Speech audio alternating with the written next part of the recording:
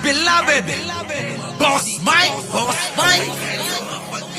Cervera.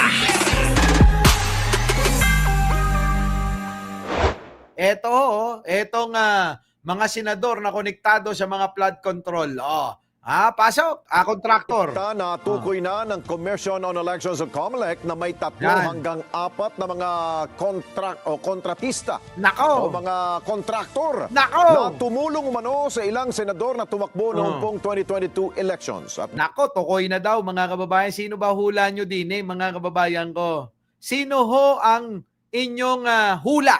Sino ba itong mga ito? Kasi hindi pa ho pinapangalanan Oo. Itong mga senador, mga kababayan, na konektado sa mga kontraktor. Mga kababayan ko, balik po tayo sa mga balita na tukoy na ng Commission on Elections of COMELEC na may Nako. 3 hanggang 4 na mga kontratista o mga kontraktor na tumulong umano sa ilang senador na tumakbo noong pong 2022 elections. At sino kaya yung mga senador na yon na mga konektado sa mga kontraktor?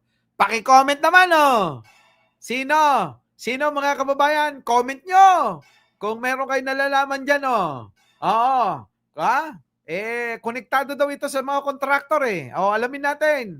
giit ng komisyon, bawal ito sa batas na tumanggap ng donasyon ang mga kandidato sa sinumang mga kontratistang may proyekto sa gobyerno Bawal pala Bakit ginagawa nila? at posible silang makasuhan. Kunin natin Ako. ang live report ni Madeline Villar. Monatilio, Mads, pinangalanan ba ng COMELEC kung sino itong mga kontratistang ito? Yes, Alex, hindi muna binigyan ng pangalan ng COMELEC kung sino-sino ang mga kontratista na ito. Yung mga kontratista, mga kababayan, hindi pa ho pinangalanan. Pero nga, paano? Paano natin malalaman? Paano nyo nalaman, Aber? Sabi ni Henry Victorio, si Boy Dila at Boy Kilay at si Bongo at Villar. Nako. Na sinasabing nagbigay umano ng donasyon sa mga kumandidato nitong mga nakalipas na eleksyon dahil ang sabi ng COMELEC, kailangan muna nila itong beripikahin kung Nako. meron silang kontrata sa gobyerno. Nako po. May 3 hanggang 4 na kontraktor na iniimbestigahan ng Commission on Nako. Elections matapos matukoy na nagbigay ng donasyon sa ilang kumandidato sa national position noong 2022. Nako. Ito ang kinumpirma ni COMELEC Chairman George Garcia matapos magsimula na ang kanilang motu proprio investigation Nako po. sa mga kontratistang nagbigay ng kontribusyon sa mga kumandidato sa halalan.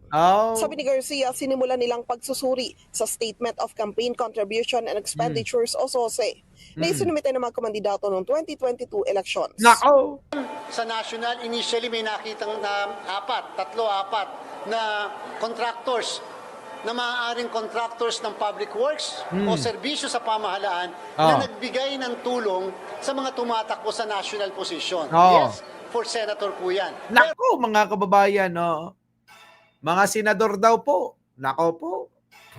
Yari, mga kababayan, Mga senador, wala ba kay Sara? Baka naman may nagbigay kay Sara Duterte. Commissioner, Bulgar nyo na rin. Pero subject pa po sa verification kung talagang sila ay may kontrata sa pamahalaan. Kung mapapatunayan naman na wala silang kontrata sa pamahalaan, Diyos ko naman kayo. Ano ba naman kayo? Para kayong mga engot din Obvious naman Obvious, meron yan Meron. So lulusot na naman itong mga ito. Mga kababayan ko, lulusot na naman sigurado. pwede silang makalusot. Nako. Di ba Yan na nga. kailangan lumalim ang aming pagtatanong, makikipag-coordinate yung aming PIFAD sa ating pong DPWH upang alamin kung yung mga entities na yan ay sadyang may kontrata sa pamahalaan. But George! Ano ba naman, George? Sigurado yan meron. sa nakasaad sa Section 95 Paragraph C ng Omnibus Election Code, bawal magbigay ng kontribusyon, direkta man o hindi, ang mga may kontrata sa gobyerno. Nako. Yan ay goods man o serbisyo, lalo na sa public works. Ang investigasyon ng COMELEC ay kasunod na rin ng nabunyag na kontrobersiya sa flood control projects ng gobyerno. Hindi naman pinag-uusapan kung nanalo o natalo yung binigyan. Ang pinag-uusapan, yung bang nagbigay doon sa tumatakbo, nanalo man o hindi yung tumatakbo, ay isang nangongontrata Nako. sa pamahalaan. Ayaw po kasi naming masisi Dahil yun po ang talagang napakainit at deserve naman ng sambayanan ang katotohanan. Ayaw namin sabihin sa mga kababayan natin, may nakita pala kayong may nangungontrata eh. Bakit hindi nyo kinasuhan? Oo nga. Sa panig ng kontratista, Alam nyo, sa totoo lang, parang ginagago na tayo, mga kababayan ko. Sa totoo lang, no? Ginagago na tayo ng mga to. Obvious naman eh. Si Pangulo na nga mismo may sabi. At saka yan na So ano pang hinihintay nyo? Kasuhan nyo na agad nang matapos na, nang may masampulan na. Kapag wala ho kasi mga kababayan na panagot dito, malamang marami pa hong magalit kay Pangulo. Ano? Sigurado ho yan. Kapag walang napanagot, magagalit si Nognog kay Pangulong Bongbong. Baka nga ho pati si Benjamin Bernardo. Baka ho pati si Maria P. Palisok. Pati ho si Jason Permin. Mga kababayan? Si Anita Hapon, si Felicitas. Mga kababayan, magagalit yan eh. Pati to si Jason Permin, tsaka si BMB, Ramjay Negros, Mark Rohel, pinaglalaroan lang nila ang batas. Ayan na nga eh. Di ba? Henry Victorio, nakakalungkot, Boss Mike, pinagtatagal pa yan na nga. Kasi napatungan ang ombudsman. Alaka. Di ba? Bolero, ano masasabi mo? Mamu Malu, di ba? Rico, Nuob, ayan, Olive Macapagal. Yan, di ba? Like tayo, masisermonan tayo. Mag-like na kayo. Jerry Parilyaga. Jackie Duque, ano masasabi nyo? Hello, Mare. Si Clara, No, the putik na yan. Hoy! Magtrabaho! Ikaw. So yun, mga kababayan ko. Di ba? Dapat talaga, mga kababayan, madali nila ito at dapat may managot. Kasi pasensya na kayo Loyalista tayo. Pero magsasabi ako ng totoo sa inyo. Ito'y opinion ko na hindi malayo na mangyari, mga kababayan. Opinion ko. Kapag walang napanagot dito, walang nakulong, marami hong magagalit kay Pangulong Bongbong. Tama ho ba, mga kababayan? Tama, mali. Kapag walang napanagot, sa mga limpak-limpak na salaping ito, trilyon po Trilyon. Ang pinag-uusapan din ay malamang po sa alamang, marami hong magagalit kay Pangulong Bongbong. Yan. Maging tapat tayo. Hindi ho tayo dito mangungonsinti sa mga kahit na alam natin na mangyayari talaga Malungkot man, pero kailangan nating tanggapin. Pero hindi naman Kaya nga hindi naman ibig sabihin bibitaw tayo sa pagsuporta kay Pangulo.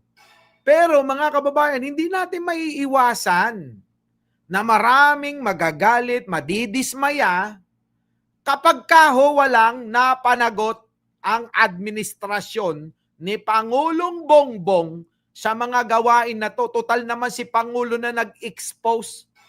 Siya na nag-expose, mga kababayan, ng mga anomalya na yan. Tapos walang mapapanagot. Malamang marami hong magtatampo, magagalit, madidismaya. Nakakalungkot, mga kababayan. Pero wag naman sana. Sana meron, Sana. Sana kahit 3 senador lang. Di ba? Dapat may masampulan, ganun. Di ba? Di ba, mga kababayan ko? Yan, connect Bluetooth, sabi nga ni James Gillian. Di ba? Tama, Boss Mike, malamang ligsain nila si PBB. Yun na. Paano natin may pagtatanggol pa kapag ganun? Paano natin may pagtatanggol si Pangulo kung wala man lang mananagot sa mga in-expose niya mismo na siya mismo ang nakaalam, nakasaksi, nakadiscovery na may anomalya talaga Sa flood control project na yan. Scam po mga kababayan. Unang-una, uulitin ko lang. Flood control pa lang yan. Paano pa yung mga kalsada? Mga multi-purpose na pinatayo nila? Yung pong mga waiting shed, meron pa ba? Yung po bang mga eskwela, ospital, mga gusali? Abay, hindi ba substandard yan? Baka mamaya lumindol, bumagsak. Di po ba mga kababayan ko? So yan mga kababayan. Ang dami pa. Diyan pa lang yan sa DPWH ha. Paano na lang yung mga iba pa? Yan, yung DOH, di ba naglilibing ng mga nasisirang mga produkto, mga gamot, imbis na ipamahagi, ikalat sa buong Pilipinas? Marami pa mga kababayan. Marami pa. Sige tuloy. Ang mapapatunayang lumabag, pwedeng maharap sa election offense. Hindi naman masagot pa ng COMELEC kung kasama sa pwedeng kasuhan ang mga kandidato na tumanggap ng donasyon. Nako. Pagtiyak ng COMELEC, seryoso sila sa kanilang ginagawang investigasyon. Sa susunod na linggo, target ng COMELEC na masulatan na ang DPWH para alamin kung may kontrata ang mga nasabing kontratista sa gobyerno. Balik sa inyo yan, Alex. Okay, Diba? Max, sa tagal na natin sa pagkakaalam natin sa COMELEC, usually, ang mga nagsusumite ng SOSE, hindi naman nila direktang sinasabi kung sino yung nagbibigay sa kanila ng pera. Usually, nakalagay dyan, Friends of the Senator. Di ba? Ayun na nga di ba? Laging ganon. Friends. Nandyan na si Packers, di ba? Leah Patricio, tama, kaya yan. First step yan ni President, dapat maging vigilant ang gobyerno. Yan na nga parang itong ginagawa kasi nila, parang pinapalusot pa yung mga mga taong na-i-involve, mga nasasangkot, mga kababayan. Eto na. Ganun lang. Pero gulat tayo na merong naglagay ng pangalan ng kontratista. Parang Kita nyo mga kababayan, bobo rin, Abay, mga kababayan, kapag may donasyon, lagi makikita nyo sa mga poster yan halimbawa, poster, donasyon ng kaibigan. Yun donation by friends. Ganon, Yun po yun mga nakalagay doon. Sa kanila mga kababayan, nilagay pa talaga. Proud na ilagay po yung kumpanya nila. Para nga naman mga kababayan, makita masilip ng ilan na talagang nagbibigay sila. Nagdo-donate sila sa mga politiko na yan. Nako, grabe. Ang garapalan garapalan. Buda yun Yes, Alex, actually nagulat din nga tayo dyan.